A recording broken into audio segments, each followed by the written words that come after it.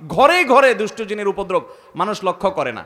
মনে রাখবেন, কিছু কিছু দুষ্ট জিনের উপদ্রব আছে আপনি খেয়ালও করেন না। যেমন কথার কথা, বাসায় বাচ্চা কাচ্চা অস্বাভাবিক দুষ্টামি করে, মানে সীমাহীন, মানে কোনো স্বাভাবিক কিছু না। বুঝবেন দুষ্ট জিনের ভয়ঙ্কর প্রভাব ওর উপরে পড়ছে। এবং অনেক রোগ আছে কিছু লোকের, দেখবেন যে এই রোগগুলোর কোনো ট্রিটমেন্ট করে কিছু হয় না, কোনো ডায়াগনোসিস হয় না, বহু চেক আপ টেস্ট, ডাক্তাররা আন্দাজ অনুমান করে বিভিন্নভাবে ট্রিটমেন্ট করেন, চেষ্টা করেন, কিন্তু কোনোভাবে ভদ্রলোক ভদ্রমহিলা সুস্থ হয় না। এরকম বহু রোগী দেখেছি আমি যে কোনোভাবে সুস্থ হয় না। এগুলোর বেশিরভাগ ব্ল্যাক ম্যাজিক এবং দুষ্ট জিনের রোগী ঘরে ঘরে।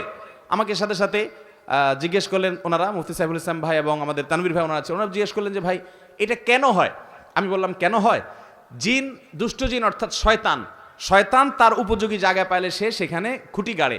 আমাদের বাসা বাড়িগুলোতে হারাম এই পরিমাণ হয়, আপনি ইউটিউবে ওয়াজ শুনতে যান, শুরুতে আগে পান্ডা অ্যাডভার্টাইজ দিয়ে নেবে, এরপর আরও বিভিন্ন অ্যাডভার্টাইজ আসবে এবং মিউজিক আসবে, এগুলা চলবে। এই মিউজিক যেখানে থাকে সেখানে শয়তান আসবেই, আপনি এটা নিয়ন্ত্রণ করতে হবে। আপনার বাসায় বিভিন্ন প্রাণীর ছবি টাঙিয়ে রাখবেন, এখানে শয়তান আসবেই, রহমতের ফেরেশতা ঢুকেন, হাদিসে বলা আছে, এখানে আপনার এই অবস্থা হবে।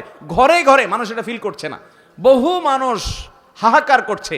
আমরা রাকির নাম্বার দিয়ে রাকিদেরকে রেফার করে কুলাতে পারছি না, এই পরিমাণ মানুষ আক্রান্ত। বাঁচবেন কিভাবে আমি সব জায়গায় বলার চেষ্টা করি ভাইরা আমার।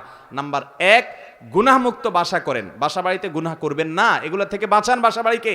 সবচেয়ে বড় কারণ হলো, দ্বিতীয় নাম্বার যেটা বলবো সেটা হলো, আজ কোরআন তেলাওয়াত আমাদের বাসা থেকে উঠে গেছে।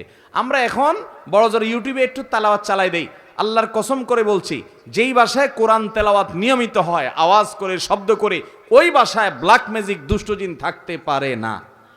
আপনি যদি মিরাকল দেখতে চান ভাইরা আমার, আমি বুকে হাত রেখে বলতে পারি, আপনি আল্লাহর কুদরত যদি দেখতে চান সরাসরি, দুষ্ট জিনের উপদ্রব আছে যে বাসায়, সে বাসায় আপনি সূরা বাকারার তেলাওয়াত চালু করে দেন, জোরে জোরে তেলাওয়াত করেন, নিজে না পারলে অডিও চালু করে দেন।